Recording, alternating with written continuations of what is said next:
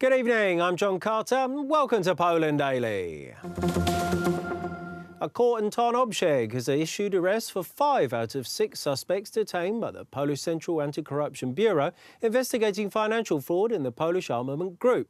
Among the arrested is Bartłomiej M., who has been detained for 3 months. He is the former spokesman for the Ministry of Defence and close associate of the former Minister of Defence from the ruling Law and Justice Party, Antoni Macierewicz. On Monday, officers from the Central Anti-Corruption Bureau detained 6 people in an investigation concerning alleged mismanagement in the Polish armament group. The Tarnobrzeg prosecution, which is leading the investigation, applied to a local court for a temporary 3-month arrest for all of those detained. The court agreed for 5 of the 6 suspects, with the exception of a former MP from the Law and Justice Party, Antoni K., for whom the party gave a financial guarantee. Among the arrested is the former head of the political cabinet of the Ministry of Defence, Bartłomiej M. The former Minister of Defence, Antoni Macierewicz, spoke to us on the matter. It's hard for me to imagine that he could be dishonest. I talked about it with Father Tadeusz Rydzyk, who vouched for him. Politicians of the opposition claim that these arrests are just the tip of the iceberg. It's one of the closest associates of Antoni Macierewicz, who is now in a lot of trouble. On the other hand, according to members of the ruling Law and Justice Party, the arrests are a perfect example that there are no sacred cows in Poland. The special services are operating just as they should, doing their duty. However, the charges are quite significant. Both Bartłomiej M. and a former Law and Justice MP, Mariusz Antoni K., are charged with using their influence in a state institution to gain brokerage in, resolving certain matters, all to make over 90,000 zlotys on the deal. Bartłomiej M. and another former employee of the Ministry of Defence, Agnieszka M., are also charged with overstepping their powers as public servants and taking harmful actions against the Polish armament group, in accordance with their training contracts. According to the prosecution, the damage caused to the company by the suspects was around 500,000 zlotys. Paraguay Passports is a documentary telling the story of European Jews whose lives were in the hands of the so-called Burn Group. The film premiered on January the 30th in Warsaw's Muranów cinema. It tells the unknown story of Polish heroism discovered by accident. It is puzzling why only 80 years later we can talk about this, about the facts which are not known either to Poles or the world, so I hope this film will be the first in a series on this topic. The history of the Ładosia group is a Jewish history known by some Jews in Switzerland, particularly the descendants of those who cooperated with Ambassador Łados and his diplomats, and it's these people who came to me and asked why Poland isn't dealing with this story. How is it that so many years have passed and we don't know anything about Łados and the circumstance in which Latin American passports were falsified? I looked into this story and immediately asked for support from journalists and historians. Work on the film began in 2016, initiated by the Institute of National Remembrance, which together with employees of the Polish Embassy in Switzerland carried out research on the so-called Burn Group. This idea came about in 2016, and since that time the director has worked for the Institute of National Remembrance. It resulted from the fact that analysts discovered this topic and it seemed interesting enough, so at least make a documentary film about it. The original idea for the production of the film was supposed to be related to the activities of Alexander Ładoś in the context of the issuing of passports to European Jews, showing this process. However, while doing research, it turns out Ładoś is only one of many characters. Talks concerning a wider distribution of the film are taking place. The Institute for National Remembrance has expressed hope the film will be presented on Polish television on March 24th during the National Remembrance Day for Poles who saved Jews. Politicians from Civic Platform have announced that they filed a report to the Prosecutor General against the Law and Justice Chairman Jarosław Kaczyński. The news comes after Gazeta Wyborcza Daily published an article on Srebrna real estate company.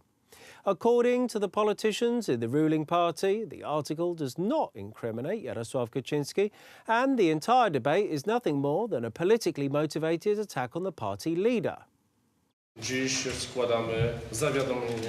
Today we are reporting the possibility of a crime committed by Jarosław Kaczyński in connection with the recordings which were published yesterday by Gazeta Wyborcza. These recordings are shocking.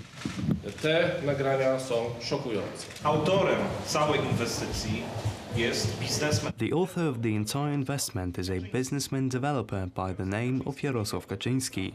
Jarosław Kaczyński did not have the right to make these investments. All our viewers can verify the income declaration submitted by the Law and Justice chairman for 2017. In one of the sections he provided false information, stating that he does not conduct business activities. Sprawa prowadzenia działalności gospodarczej. Wiele osób boli to, że A lot of people are hurt that investments decisions in Warsaw are no longer settled with a bribe, as it was during the Civic Platform era. For example, it is Chairman Kaczyński who says that everything must be done honestly. Dear Madam Editor, the task of the bank is, among other things, to sell loans. They advertise, in your newspaper too, among other places, to sell loans. I hope that banks selling loans is not considered an offence yet. jedna spółka, która nie może tego robić. British Prime Minister Theresa May will try to convince European Union negotiators to change the previous Brexit agreement. This will be an extremely difficult task given that the EU have flat refused adjustments to the divorce agreement with the United Kingdom thus far. It seems that the uncertainty is set to continue with the date to leave fast approaching.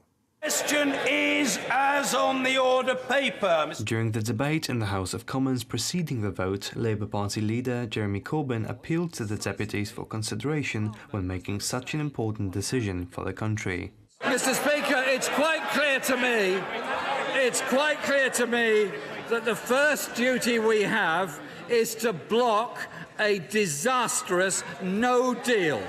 And I hope that amendments to that effect will indeed be carried by the House later this evening. The emotions accompanying Tuesday's vote were, however, less aggressive than 2 weeks ago. Prime Minister May noted the changes in the position of those members who during the previous vote were strongly opposed to introducing changes to the so-called backstop or contract clauses regarding the status of the border between Ireland and Northern Ireland. A fortnight ago, this House clearly rejected the proposed withdrawal agreement and political declaration, with just 202 members voting in favour.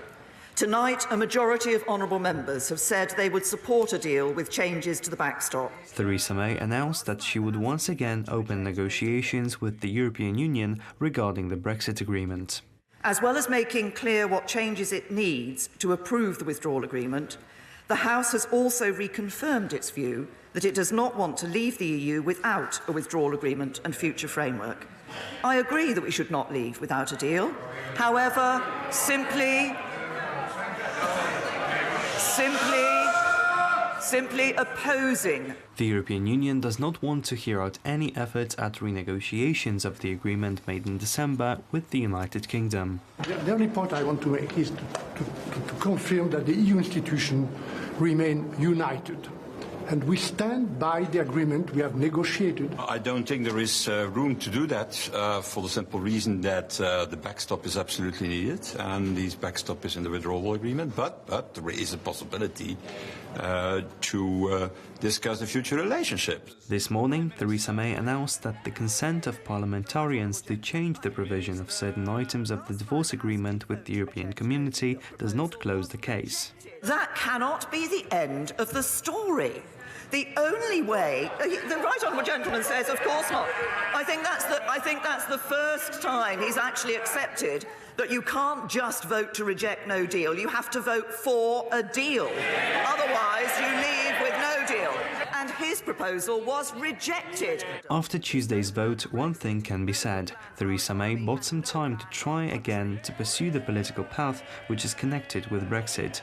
The chances of success of this mission are small, and that means that in 2 months, Brexit will come in the no-deal version, with all the consequences that cannot be predicted to the end. Thank you very much for joining me here this evening at Poland Daily. I'm John Carter. Stay tuned after the break for Poland Daily Weather. That's followed by the business, then Poland Daily Culture. history and travel.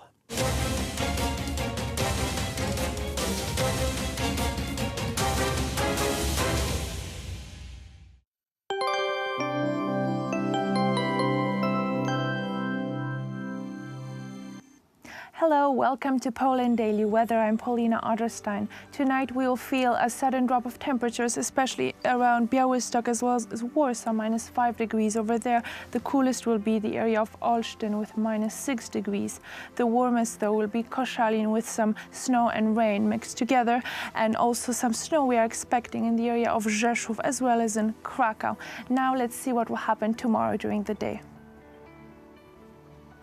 Tomorrow there will be still quite a bit of sun throughout the whole country. Only the areas of the east parts of Poland as well as Warsaw and Olsztyn will be a bit more cloudy. Some snow will appear in the east as well as near Rzeszów and Warsaw. Also Gdańsk will see some snow with rain, and the warmest will be tomorrow Zielona Góra with 3 degrees. Also quite a bit warmer than other parts will be Wrocław and the area of Szczecin.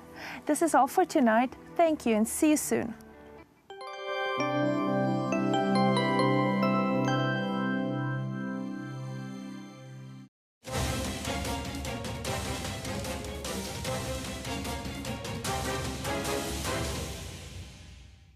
You're watching Poland Daily Business Edition. Tonight our guest is Paweł Nierada of BJK, Polish State Development Bank. Sir, welcome to the show. Hello. And we spoke a couple of weeks ago about the 3Cs Initiative and 3Cs Initiative Fund. Exactly. And so what is the update? What is the timeline of this project? So I think it's fair to say that things are going well. I think by the end of February we should have selected the asset manager for the fund.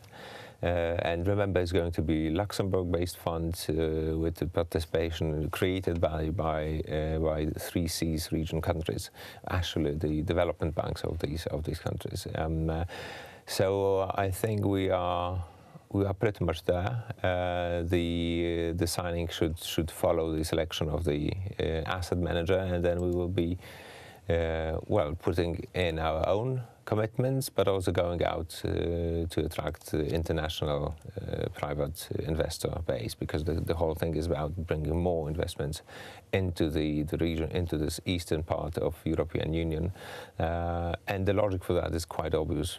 Given the Brexit, the next budgetary perspective will have less money to distribute, and we all still need to catch up with the western part of Europe. Right, there will be less money for many reasons, and we need to supplement for that, because Poland last year was on one of the top 5 countries in which it's worth to invest. Those selection was amazing. We and Malaysia, we and Indonesia, the countries that normally are on top of that list. Looking from the 3Cs perspective, is that the fact that Poland is like on the top of these things, does it drags also other countries from the area? I think it's a very good example. If we would just imagine how the whole region could develop, even if we would remove all the bottlenecks, all the shortcomings of the infrastructure, if you could actually equally easy drive from Warsaw to, I don't know, Bucharest, to Budapest, or Zagreb, then you can actually drive from Berlin to Paris or to Madrid. Even given the shortcomings of the existing infrastructure in the region, if Poland can develop on par with the places like Malaysia and all the usual suspects, this only tells a great story how big the investment could be in the entire region if we could, act together and bring the forces together. From what you are saying, I understand that the key word for this is connectivity. Absolutely, connectivity on all levels, ranging from railways, roads, but also pipelines, electricity infrastructure, and last but not least, digital. Okay. The biggest challenges are in which part of this segment of infrastructure you just mentioned? Well, I think all of them, but they all have like very specific angle. And I think key is, and partly this is what the 3 Cs Initiative Fund is about, to bring the 2 parts or 3 parts or more parts of the same investment that are in different countries together. Because we have to remember, despite being in the European Union, we still have different laws, different regulations in each country, which actually, stops or makes very difficult to coordinate in the current environment, coordinate these investments. Now we will have the one tool, one common tool to coordinate and build the entire projects together. Okay, this will be intergovernmental cooperation of the countries involved. It is all. I mean, you have to distinguish the 3 Cs Initiative, which is political and government, and so forth, with the 3 Cs Initiative Fund, which is a tool to execute. So we already have last September in Bucharest. It was during the last summit. It was created or put together a list of 70 key regional projects which were brought in by all of the member countries, and this is the starting point. On these projects the fund will look and see which are the best to start with investing. Because we are looking at the region when roughly 100 million of people lives, it's more or almost 120. less. It's almost 120. It's actually quite interesting to see the region has the potential, actually even sometimes exceeding the potential of Russia. It's one third of the EU population, but only some lower teens of the European Union GDP is generated there. So you can see how big is the potential upscale. And we are developing quite fast using the good times. The bad times are coming. Well, as always, if the currently are good times, the bad times are coming, but the real question is when. And I think we should, that's exactly the moment how we should develop and prepare for potential slow turn, to have means and tools to be prepared to go through the lower period. These countries actually have the history of cooperating. Previously, we've been in the influence zone of Soviet Union. All those countries are pretty much Soviet republics that were directed from the Kremlin. The problem was this investments in infrastructure and industry wasn't in the benefit of the local people, but they were in the benefit of the military complex of the Soviet Union. Yeah, and I would even challenge that more, that we were not really cooperating. Even despite all the countries were in the one bloc, we were not cooperating. The countries were executing what they have been told by the Russian government. So there was no real cooperation, like, individual cooperation between the countries. They were simply, receiving orders what to do. Right. So this is something new, something that can push forward this region. Definitely. I think one of the most interesting takeaways is that 2 years ago there was there was so little cooperation on the national development banks, national development institutions level between all these countries, that I would say there was almost like none. And now currently we all start to see that we are, by doing things together, we are actually learning and benefiting from each other, which is already turning into. It's mind-boggling when you learn that the second biggest export partner for Poland is the Czech Republic, that has 10 million people. So, how big is the potential all over the region for a mutual trade? Starting from that, but also going through the actual investment, because to do this investment you have to hire companies, hire people to execute that, and it's kind of like it's because part of the benefit that was in the 20s in the US, the nationwide construction program of infrastructure was a benefit in itself. Right, and they want to repeat that, but that's a different story. But one more final question is the airport in Baranowice on Central Communication Hub included in that project? To the best of my knowledge, no, but it's not. The list is, from my perspective, is not closed. There is so many activity going on that I could hardly imagine that 70, identified projects are all there is to look at in the region of 112 people.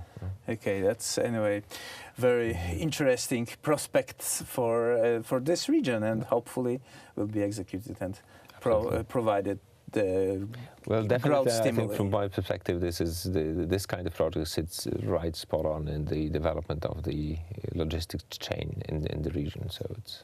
But we will hear more about that in the next few months. Paweł Nierada, thank you very much for coming to our show, and that was it for tonight's Poland Daily Business.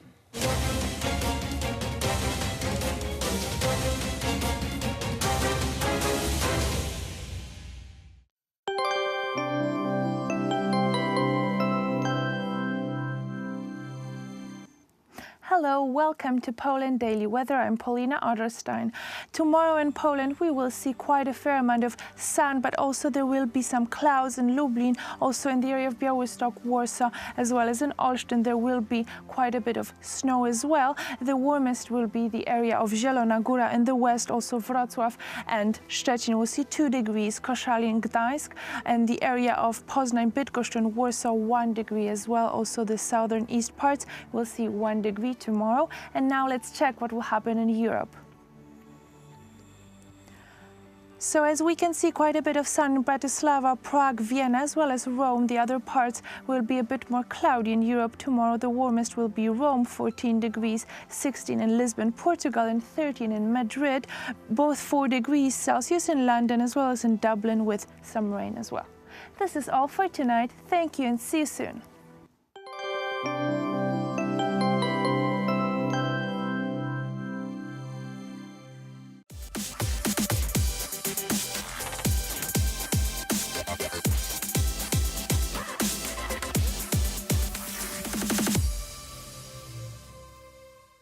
Stephen Thompson was born in Great Britain.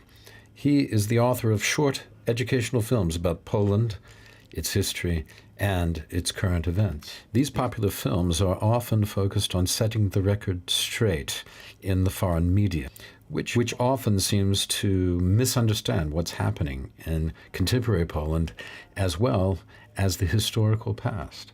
His films are in English and designed to address a foreign audience, which all too often believes that the Second World War began in 1941 or that Poles attacked Germany. Our guest today is Stephen Thompson, who's a journalist as well as a filmmaker. Stephen, welcome to Poland Daily Culture. Hi, thank you very much for having me. Could you describe your videos to people who haven't watched them, because you're trying to show Poland's image abroad in the best way possible, and this is at least my perception of your films. And how would you describe them? I don't think I want to show Poland in the best way possible. I think I want to show it in the most truthful way as possible.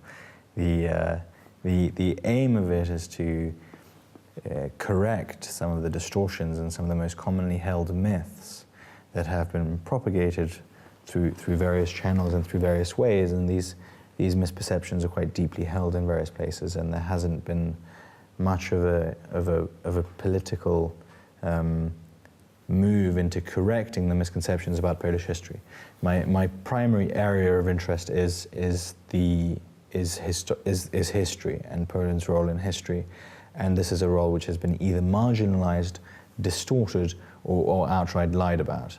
And my aim with these is to contribute slightly in correcting those misperceptions and of promoting the actual historical truth, or trying to be as close as possible to that, as close as you can be to the historical truth. Mm-hmm. That is my aim. And you're half Polish and half South African, right? And where did you grow up? Because you haven't lived in Poland your whole life, right? No, I've lived in Poland the minority of my life. I was born and raised in London. My father is British South African. My mother is a British Pole. She's also born born in the UK. My great-grandparents and my grandparents left Poland before and during the Second World War. And they ended up in London, which was a sort of center of the of political, military, and diplomatic emigres.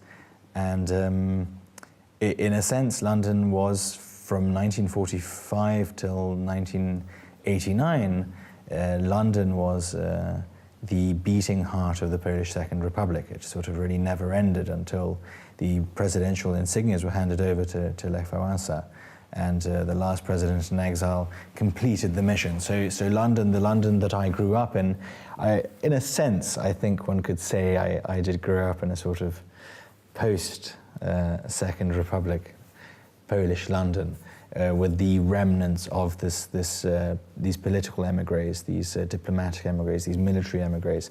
That was a very big part of my life, especially the Polish club Ognisko, which agglomerated and which conglomerated all of these people. So I did, despite the fact that I grew up in the UK. I think I was bathed in this very heavy Polish cultural sort of, in a sense, bubble, I suppose. So on Saturdays we would be woken up at 8 in the morning and taken to Polish school, whereas when my friends were having fun on their Saturdays, I was sitting in class learning how to read and write Polish and learning about Polish history. And all sorts of people would have their various activities, and we would go to either the Polish Center or the Polish Club, and that was, I think, it was a reality for a lot of sort of Poles born in the UK. So there was. I think it's an interesting thing. I was raised in London, but I was raised in a very Polish London. But still, was it hard for you to leave everything there and move to Poland in order to promote Poland's culture and history? And that makes my move sound like a very altruistic and very kind thing. I moved for a variety of reasons. Was it difficult? No, I think home is definitely, is going to complete cliche. Home is, of course, where the heart is, and my heart is most certainly here. So no, it wasn't difficult. I have a lot of friends here. I'm very happy here. Of course, I miss London from time to time, but no, it wasn't difficult to come here. Poland is an incredible place. It's a great place. It is a place with huge potential. It is a place that is very vibrant. It is a place that is full of energy, and that is reflected both in the culture, it's reflected in the economic situation of this country, it is reflected even in the deep political shifts that are taking place in this country.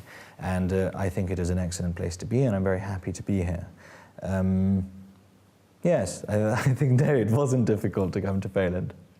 And how do you feel your friends from abroad, how do they feel about Poland if you talk to them about it and they don't know much? What is their perception on our country? That is an interesting question, and it's a question with a variety of answers, because when I was a teenager, I was actually, despite the fact that my mother is Polish and my father is South African, I was sent to French schools.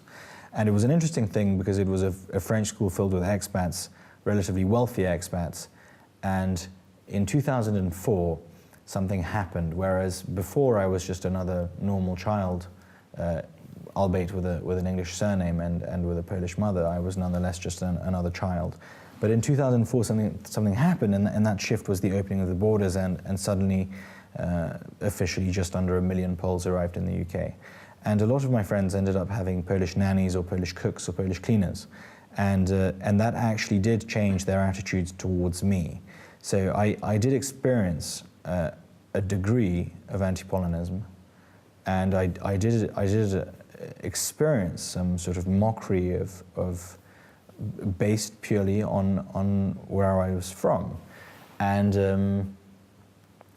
that was definitely, there was a shift, and I realized that there was something different about Poland, and that. For some reason, it seemed to be a source of mockery for some, and I think had that not happened, had people not mocked me for where I was from, which was ironic because I wasn't born there, I didn't spend any time there, my mother wasn't born there, it was a bit of an alien land to me, But nonetheless, the fact that I was being mocked about it, I think the fact that I responded to it, instead of detaching myself completely, as I've seen many Polish people do abroad, I decided that it was very hard to reject something that I didn't have a deeper understanding of. And in fact, it was that anti-Polonism which actually pushed me into the arms of Poland. So in fact, I'm very glad I was mocked. As St. John Paul II said, you know, don't want a country that costs you nothing. So I think obviously it's a very small cost to pay having school children mock you for where you're from. But nonetheless, yes, there is that sort of, there was some anti-Polonism, and I think there was some discrimination based on the fact that there was a huge amount of Poles arrived in the UK, and it changed the demographics of the country, and suddenly there were lots of Polish people who flooded the job market, and it was difficult for the lower working classes in the UK, and there was a degree of that. And but over the past 14 years, there's been a big change, and that change is reflected in the fact that immigration has now integrated, has assimilated, has accrued capital, and their social position has been gradually changing. So they've gone from being a nation of plumbers, cleaners, and electricians to being actually represented in a very wide range of society and some very elite jobs, and that's reflected, by example, by the Polish City Club, which has grown from just a few members to several hundred now.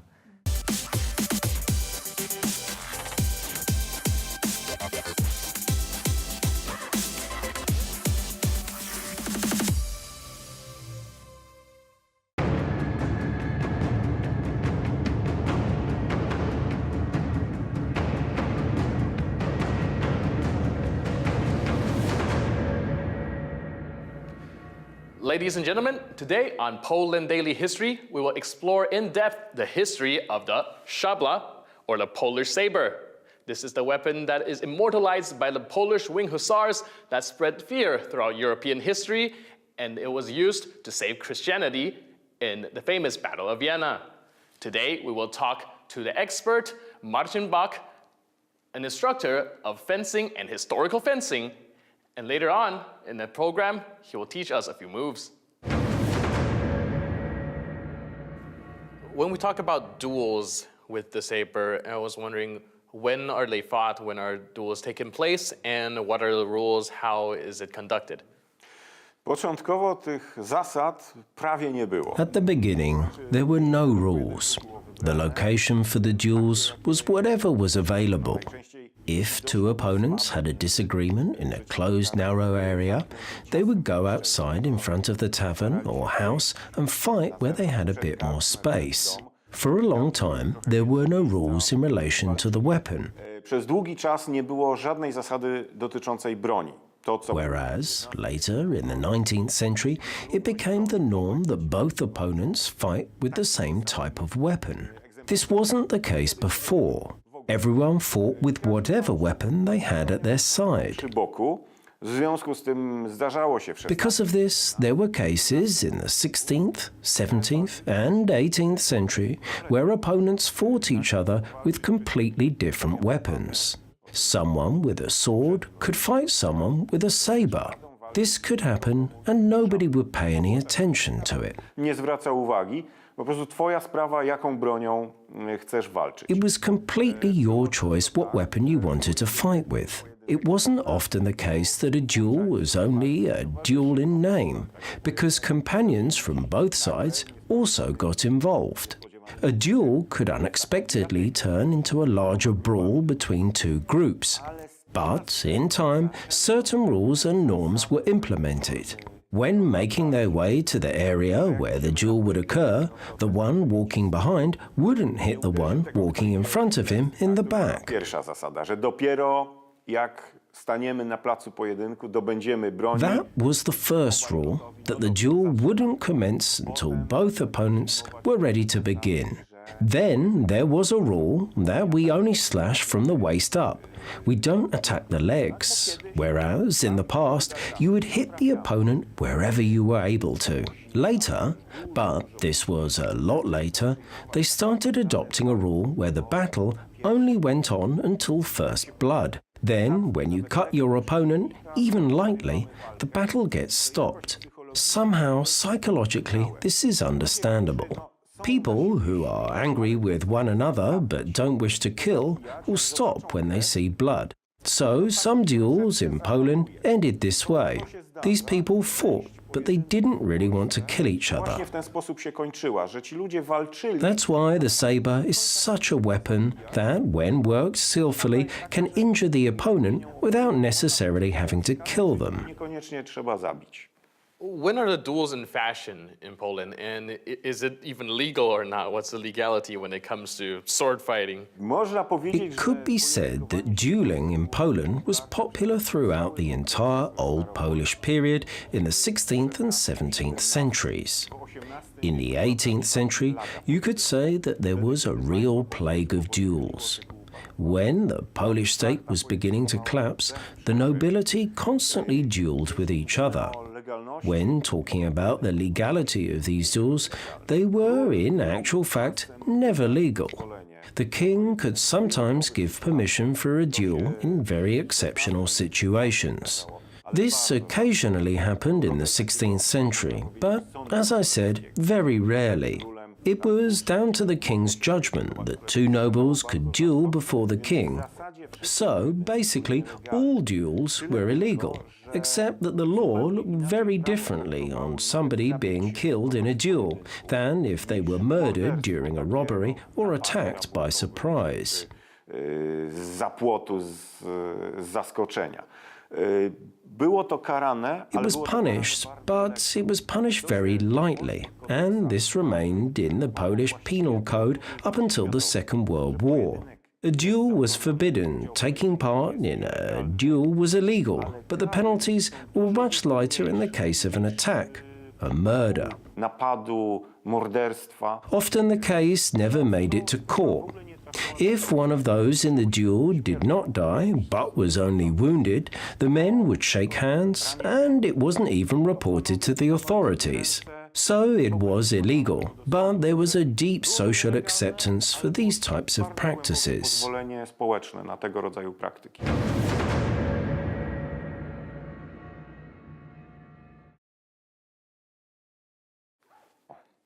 Okay, position. Hit me straight to the mask with this kind of cut. Not this, but this. Only your wrist and your arm extend slowly. Faster. Faster. Yes, but okay. Just extend. Yes, just extend. Okay.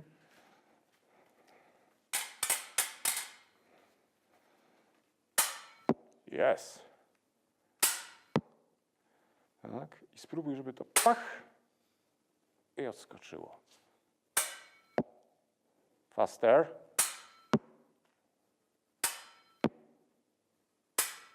Okay, and the second cut to my rib. It's very simply. No. Other way. Hop and hop. Oh. This direction. Hop. Hop. Hop. Try. This. Hop. Yes. Yes. Okay. Hop. Okay. And the next exercise, I can choose the direction. Hop, or if you see my blade, this, you have to change your direction of your cut. I see. Slowly. Faster. Yes.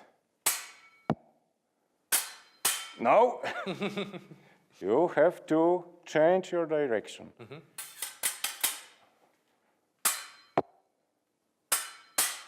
No. You have to change your direction if you see. Yes. Higher. Yes. Too much thinking. You see my mask, extend your hand and hit me. But if you see the blade, you have to change your direction. Slowly. Yes, that's the way. Yes, yes. Oh, will be a good fencer. More faster. Yes. Relax your hand. Okay.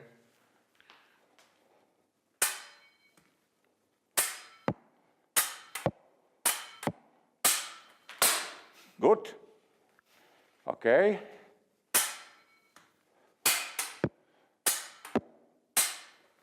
Yes. Slowly. All right. Now. Again. Good position. This is the bad position because your blade can defend yourself. Ah. Tutaj you are defending from this cut. This not, but tutaj jesteś otwarty. Także Okay. faster. Yes. Yes. Slowly. Very good. Relax. And more faster. Yes.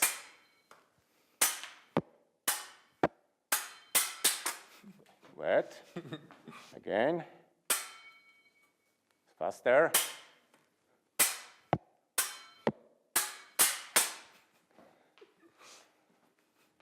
Again. Yes. Yes. Yes. Yes. Okay, very good. Relax yourself. Today, we have explored the history and the usage of the Polish szabla that is iconic to Poland history and have been with Poland throughout years of war. And that's it for today. I'll see you next time on Poland Daily.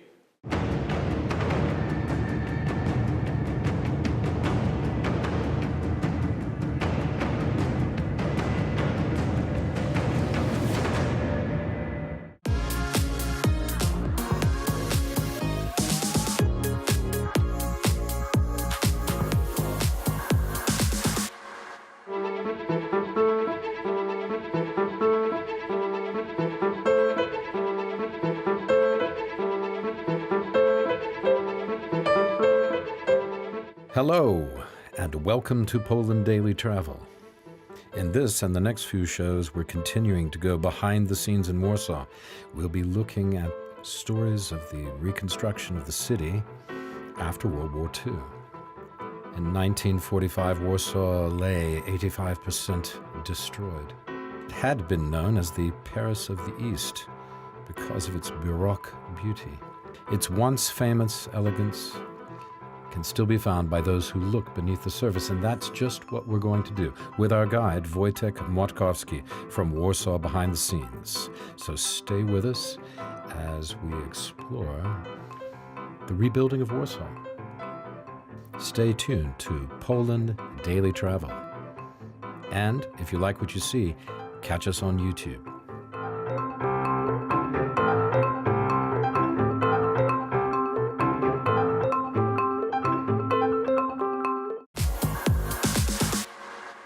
We have 16, 17-story blocks all around us, yeah. Great, quite big. tall. Yeah. Kind of modernistic, extremely modernistic, introducing people to these ideas that were only put on paper in Western Europe, but were put into reality here in Eastern Europe. Put into practice, yeah. Put into practice. Absolutely, So yeah. we like this scenery, we like this change, and of course people have thought of making, of framing all of this with a park that will turn green, hopefully someday, like experience tells us, yes? It seems like it never will turn green again, but it will. Yeah. Actually, it's become a beautiful day. as we've been out and about. It's not even horribly cold anymore. We get used to that. By mid of winter, you get used to this. We're like Eskimos by now. People from some countries ask me, how do people live in cold? Yes, like people from Malaysia or Asia. They don't understand it. They understand this. We get used to that. You get used to it. How do they live in all that heat? Frostbite, 1, 2. Yeah. Well, then they fall off. You can lose a toe. It's okay. It's okay. And you've got 9 more. Yeah. And then let's move to serious historical stuff. You want to get historical again? No, let's go. Let's hysterical or historical? People got hysterical about the previous monument that was here. Yes? Oh, you want to talk about the monument now? Yeah. Now it's completely normal. Yes, this monument is like so many others. It's to a person that is really a known person, even in the States. It's about Tadeusz Kościuszko. That's how this is pronounced, Kościuszko. Nobody in America can say that. Like not even in Australia, yes? Not even in Australia, because Australia has the tallest mountain in the country named after him. Say it again. Kościuszko. Kościuszko. Kościuszko. Kościuszko. Yeah, that's a truly great guy. Who was a general. Not exact. Yeah. Who also liberated slaves in the States back in I bardzo dobrze też. Yeah, that's very okay. That's very okay. Yeah, very good. He did lose a war in Poland in 1794, but you know, it happens to a general. By Szczekosina. Not only by Szczekosina, by Maciejowice. Maciejowice. And then it just happened. Okay, that's some things. But he's an important guy. He was helping Washington in the American Revolution. Pulaski also. These were 2 big Polish heroes. They're still big heroes in the United States. Especially for the Polish community, you know, the Pulaski parade. But not only. Yeah. They're known to every student of West Point. The guy is known as one of the guys who built it, really. That's right. And then this monument replaced one previous monument that was put up only for the last years of the People's Republic of Poland. Right. In 1985. Okay. Right in front of the military building here. The monument of Polish KGB personnel was put up in here. And they replaced it with Kościuszko, who was also military, but in a different style. But a different kind of guy. Yeah. It's a different category, let's say. And these guys have put up such an enormous monument that the KGB monument. Yeah, the KGB guys. It was such an enormous thing that, you know, that I cannot even imagine it, because it was torn apart, it was taken away by the time that I just got conscious in 1989, and by 1989 I was not living in Warsaw, I was living in a different town. They took it down in 89? In 89, yes.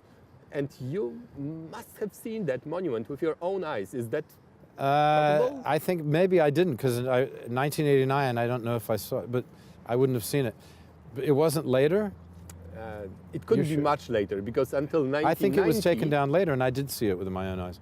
In 1990, all these things were already under progress. 1989 was the year in which the monuments of worst guys were torn down. So KGB probably went. Meters away from here, they have taken down a monument of Felix Dzierżyński. Felix Dzierżyński, who was he? He was the founder of the Russian KGB. Secret Service. Yeah, he was the Russian of something like KGB back in this time. I know, because in the CIA museum, the Polish guy, actually. In the CIA museum, or the spy museum, it's the spy museum. It's not only the CIA, but in Washington they have a section with Felix Dzierżyński, and they have his desk, actually. I don't know. I sat at his desk and had my picture taken. How did these guys get the desk? I don't know. Yes, maybe. It's probably a secret. That's exactly what somebody over there has to tell you. That's exactly why you should go over there too and it's check out probably these a secret. That guy was dangerous. He was not a good guy. No, not at all. He was probably the worst Polish person ever. Ever, probably. You know, nobody was that dangerous as this guy was. If you don't know about him, it's maybe better for you. Yeah, it's probably better. It's like knowing about the devil in a sense, isn't it? Yeah. But now it's a completely normal palace. It doesn't have anything to do with military by now, as far as I know. It has. It's very nice inside. I was at a party there. It's very, it has very a business center club. Yes, this is so capitalistic. But that's been there a long time too. Long time too. And it has a private school, parts of, some offices of a private school. It has also more things, like I think the Lubomirskis are again in that palace, are they? I'm not sure. I know that Jan Lubomirski had a party there for a bunch of people. So they have a tendency to come by the palace again and again, yes? I mean, it was an appropriate place, I suppose, yeah. Yeah, that was very But appropriate. I don't know if he has any regular business there. Yeah. He does in Warsaw, but... Yeah, whatever happens, this is just a good place to come by, and just a perfect building to enjoy. And I have to admit, it was a good job to push it around. It might be not necessary, but you know, there are some things that you do because they are possible and for no other reasons. Yeah. It was also a test for the engineers of the Polish army, if they can do it. And they have done it in a perfect way, moving 8,000 tons of bricks and other material in here, and getting this building in the new position with such a precision that it only went down a little bit, and it only went down something like between 2.5 and 3.5 centimeters. This would be pretty much like an inch. So it sunk, about 2.5 centimeters is an inch, I think. Yeah, so this is how you explain an inch to Europeans. This is how much this palace has sunk after it was... About an inch. About an inch, about after it got on the new fundamentals. About that much. About that much, actually. That much? Yeah. It depends on the size of your thumb is huge. Look at that thumb. Yeah. Oh, well. I'm kidding. But other fingers are shorter. You have a thumb, that makes up for it. You have a thumb like a forefinger. And let that be a lesson to you. Okay, folks, we'll be right back with we'll show you some pictures. We'll be right back. Exciting stuff. We're going to move on to one of the least known areas of Warsaw, which you're going to find fascinating. I remember the first time I saw it, and I thought, wow! And Wojtek's going to tell us all about it. How's that possible that you get a village right at the end of the village street? We're going to see it. Yeah. Let's go to the village. All right, let's go see it. Let's see some cottages. Let's go.